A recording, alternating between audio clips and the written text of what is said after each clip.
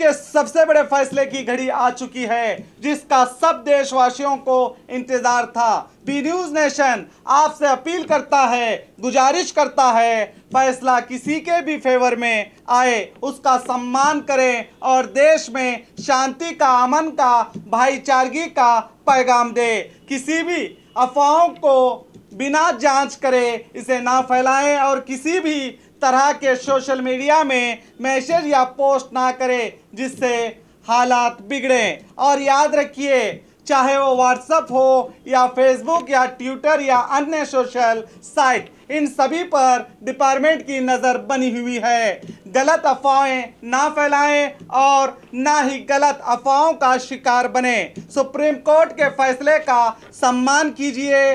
प्रशासन और पुलिस विभाग हर हालत से निपटने के लिए तैयार हैं और हम सबका फर्ज बनता है इनका सहयोग करें।